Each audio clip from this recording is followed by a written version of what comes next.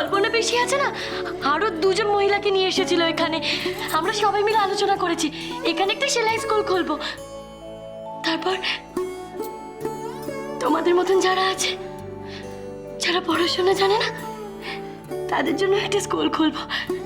Doctor কাকা আমাকে help করবে বলেছে। তুই সত্যি বলছিস মৌরি? সত্যি সত্যি সত্যি।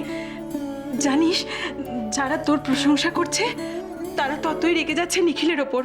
ও তোকে ডিভোর্স করেছে বলে। এখনো এই গ্রামে নিখিলের জন্য কোনো জায়গা নেই মৌরি। কতবার তো ও প্রতিজ্ঞা করেই গেছে, ও আর কোনোদিনও পলাশডাঙ্গায় ফিরে আসবে না।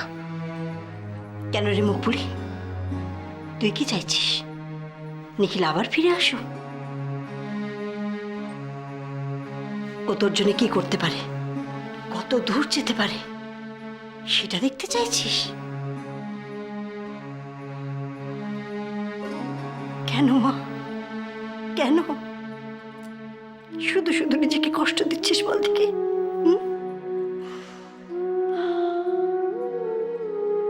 আমি পলাশডাঙ্গায় এসেছি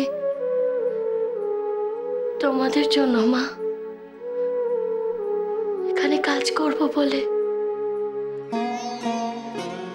যদি ওকে ফিরে পেতেই চাইতাম তাহলে আমি পলাশডাঙ্গায় কেন আসতাম? তা ঠিক, তা ঠিক। নিখিল যা চায় তা খুব সহজেই পেতে চায়।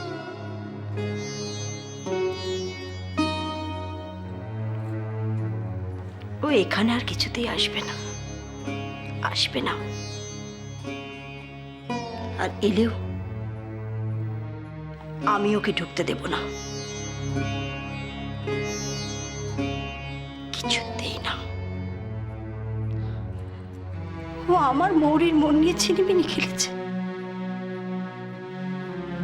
আমি ওকে কিছুতেই ক্ষমা করব না। শুধু আমি কেন, পলাশডাঙ্গার মানুষরা ওকে ক্ষমা করবে না।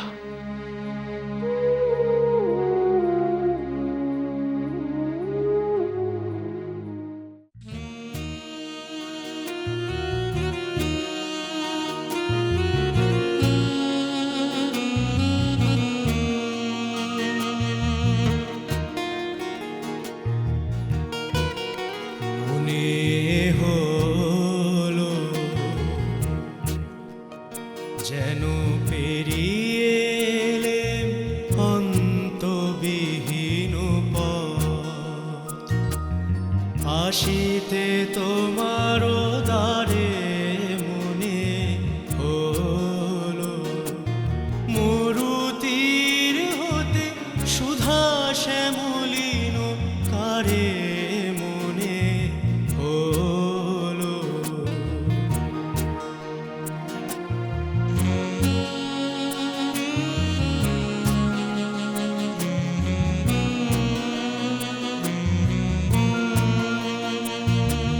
পথ হতে আমি গাঁথিয়া এনেছি সিক্ত যুথির মালা, সকরুণ নিবেদনের গন্ধ ঢালা। লজ্জা দিও না, দিও না, লজ্জা দিও না, তারে মনে হলো। পলাশডাঙ্গাকে আমার ভয় কিসে? পলাশডাঙ্গায় তো মৌরি আছে, যা বাধা আসে আসুক না, শেষমেশ আমি সব পার হয়ে যাব মৌরির জন্যে। মৌরিকে ফিরিয়ে আনার জন্য আমি সব করতে পারি, সব করতে পারি আমি।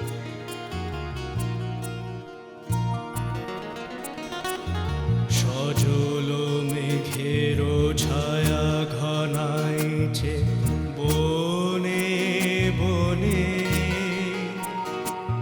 পথ হারানো বাজিছে বেদনা সুমিরনে।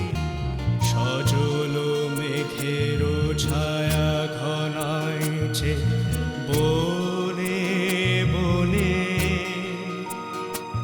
পথ হারানো বাজিছে বেদনা সুমিরনে।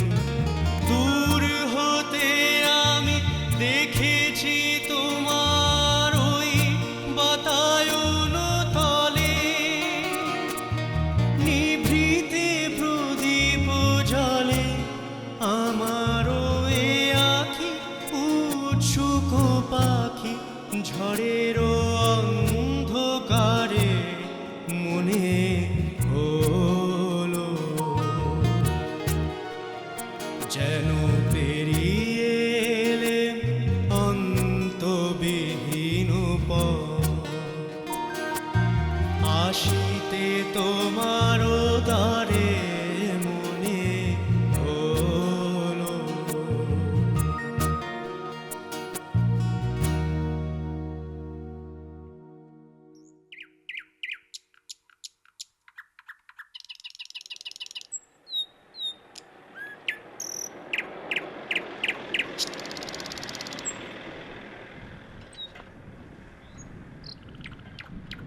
নিখিল চৌধুরীর গাড়ি না? হ্যাঁ তাই তো। এই সবাই এসো, নিখিল চৌধুরী গ্রামে ঢুকেছে, তাড়াতাড়ি এসো। সবাই এসো, সবাই।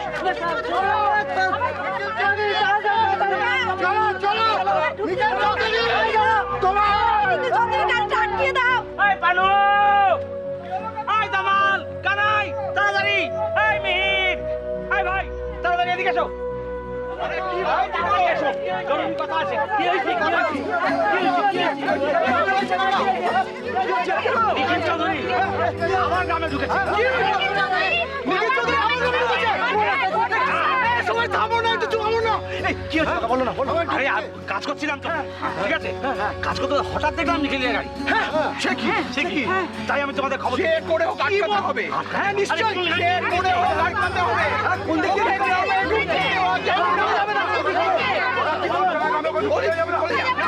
আমরা কিছু এদিক থেকে যাচ্ছি, বুঝতে পেরেছিস? যে রাস্তা দিয়ে আমরা আটকাবো না। অপমান করেছে।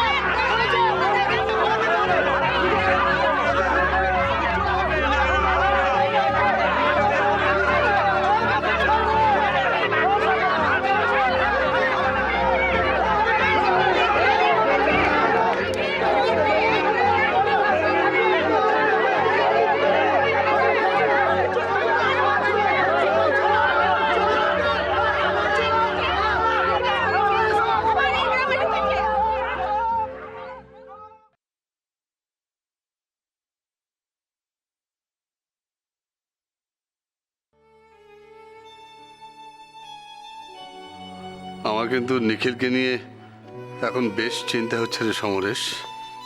ঠিক বলেছো দাদা, আমারও তাই। ছেলেটা কদিন ধরে খুব অন্যমনস্ক হয়ে আছে। আমার মনে হচ্ছে জেলের এক্সপিরিয়েন্সটা ও কিছুতেই ভুলতে পারছে না। আমাদের কি এটা নিয়ে কিছু একটা করা উচিত না? কিছু তো করা উচিত, কিন্তু কি? সমরেশ, আমি ওর সঙ্গে অনেকবার কথা বলার চেষ্টা করেছি, কিন্তু ও তো কিছু খুলেই বলতে চাইছে না। এমনিতেই নিখিলটা চাপা স্বভাবের।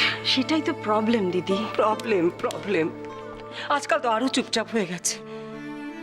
আর এখন আমি ওর ওপর কোনো রকম চাপও দিতে চাইছি না। না চাপ দেওয়া একদম উচিত কাজ হবে না, একদম না। বলি সমরেশ, বরং তাতে উল্টো ক্ষতি হয়ে যেতে পারে। ঠিক বলেছ। এখন আমরা যদি সবাই মিলে একটু ধৈর্য ধরি। সেই চেষ্টাই তো করছি সমরেশ, খুব চেষ্টা করছি। দিদি প্লিজ তুমি, কিন্তু ধৈর্য ধরাটাই কি যথেষ্ট? আধার